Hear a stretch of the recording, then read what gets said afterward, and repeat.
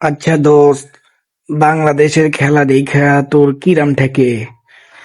আমি যখন খেলা দেখতে বহি আমার মনটাই চাই টিভির থেকে ওরে বাইর কইরা অগরে একটা একটা করে কিক দিয়া বাউন্ডারি লাইনের বাইর কইরা দিতে।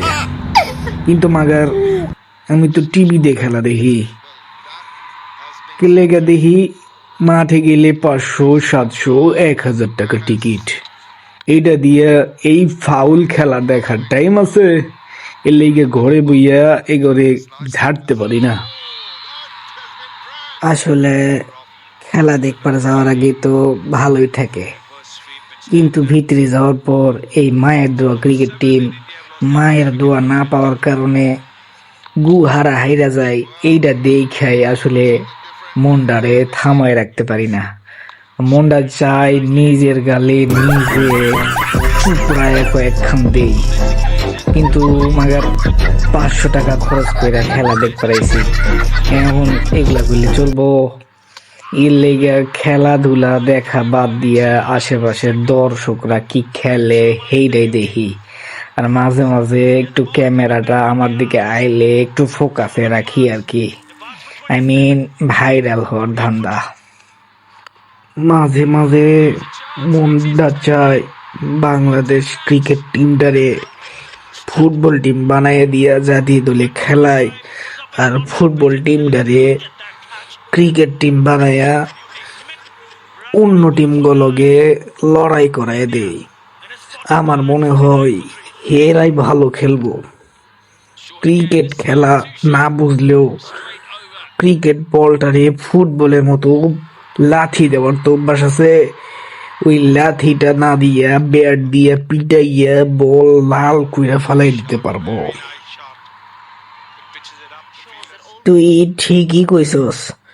যতবার ভাবি এই মায়ের দোয়া ক্রিকেট টিমের কোনো খেলাই দেখুম না, কিন্তু মাগার খেলা শুরু হইলে দেশের একটা টান তো টিভিটা ওপেন কইরা বইয়া পড়ি।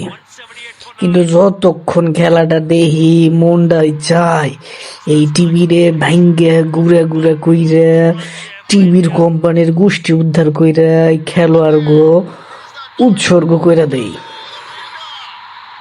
আমার তো মনে হয় এরা খেলা শুরু হওয়ার আগে বইয়ের থেকে কোনো দোয়া নেই না। রাত্রে এগোরে বউরা এগোরে বাটাম দিয়া দেয়, ওই বাটাম দেওয়ার ব্যথাটা খেলতে গিয়া স্টার্ট হইয়া যায়। এর লেগাই এরা খেলবার পারে না, ব্যথার চোটে মিটাইয়া পড়ে। আচ্ছা, তুই গেস কইরা বল দেখি, এই বলে লিটন দাসের কয়টা স্টেম ভাঙবো? আমি কইতাছি একটা, তাও মিডল স্টেম ভাঙবো। তুই বল দেখি, তুই যদি পারস তাইলে তোরে আমি শিক কাবাব খাওয়ামু।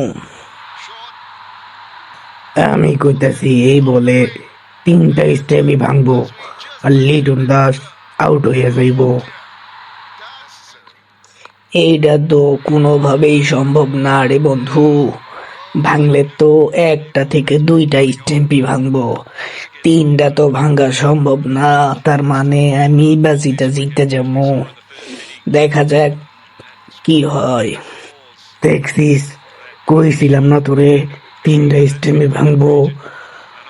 বোলার জাদেজা যখন আইসা 140 স্পিডে 5 কিলোমিটার স্পিডে বল করছে, মিডিল স্টেম্পের সাথে বাড়ি খাইয়া লেগ স্টেম্প ভেঙ্গে গেছে, মিডিল স্টেম্প তো আগেই ভেঙে গেছে। এরপরে লিটন দাস গাঁজা খাইয়া কুল না পাইয়া যে স্টেম অফ স্টেমটা ছিল এটারেও ভেঙে দিছে। 3টা স্টেম এক বলে ভেঙে গেছে। তাইলে বিষয়টা দাঁড়াইলো আমি জিততে গেলাম। তুই কাবাবটা আমারে এখনই যাবি খেলাধুলা দেখা বাদ আগে কাবাব খেয়ে লই। পাপন কাকু ঠিক কি কইছিল, এই বিশ্বকাপ আমাদের লক্ষ্য না, আমাদের লক্ষ্য তো নেক্সট বিশ্বকাপ। এই বিশ্বকাপ আমরা প্র্যাকটিস ম্যাচ খেলতেছি। তুই জিততে গেছস, আমি হাইরা গেছি। চল তোরে খাইয়ে নিয়ে আসি, খেলা দেখা বন্ধ, চল এখন বাইরে যাব।